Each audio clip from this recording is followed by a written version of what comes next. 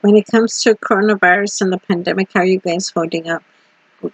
Como desde el pandémico, cómo han estado todos con la salud mental with your mental health? Um, what I'm trying to say is that sometimes when people are lonely or when people are locked up too much inside, they face a lot of uh, things that they wouldn't face if they were in going out, if they were socializing, if they would be around people. There's a lot of stigma around mental health. A lot of people don't believe in mental health. It's they think that it's something people aren't crazy. There's no such thing as a doctors are lying. It's not based on research. It's not based on anything that's actually something you could actually grasp. So when you think about your friendships and the people around you, do you check in on them? Do you say hello to them once in a while? Do you call them up to see how they're doing? Do you find time to say hello or to your friendships, see if they're doing all right? Not to check in on them saying they can't handle their own life, but to make sure they're doing all right in case of an emergency or something were to happen. Do you know who you would contact? Do they know who you would contact? Do you know if something went wrong in someone's life, who they would contact or how to get help? There's a lot of social services and a lot of agencies out there, but who would they contact for help if they needed the help? Sometimes we think we can do everything ourselves, but not we can't do everything ourselves. Um, we're only human. We're not perfect. We're born imperfect human beings. So when you are experiencing mental health, when you're experiencing sadness or depression or feelings of anxiety, inadequacy, who do you contact? Do you talk to somebody in your family, your husband, your partner, your wife, your friend, your sibling, your cousin, your auntie? Who do you talk about when you're having experiencing a difficulty in your life?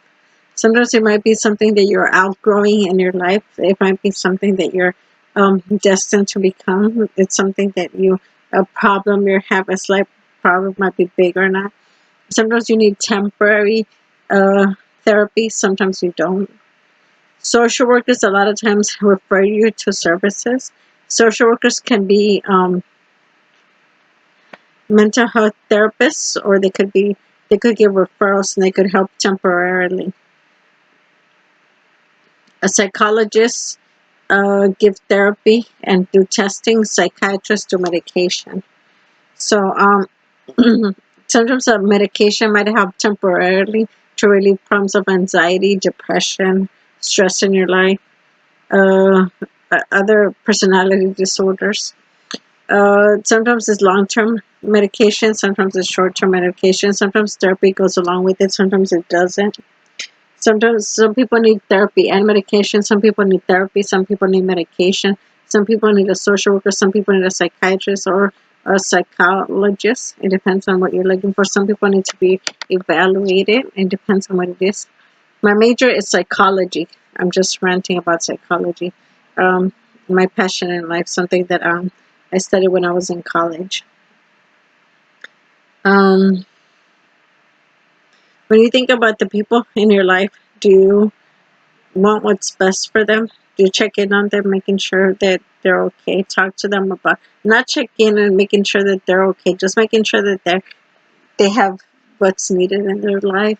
That they have somebody to talk to, somebody to vent to. When I mean venting, is talk about their issues or whatever they're facing, current events or any. Or if do you go out for coffee with somebody, to a movie, to a concert, to a walk in the park? It doesn't even you don't even have to spend money for it to be meaningful or to be mindfulness.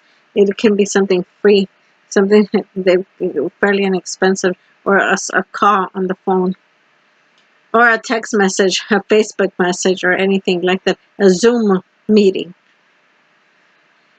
Throughout this pandemic, a lot of people were suffering and they were doing a lot of Zoom parties and Zoom meetings just to check in on their loved ones and making sure everybody was there. Nobody can congregate, nobody can um, go out during the pandemic.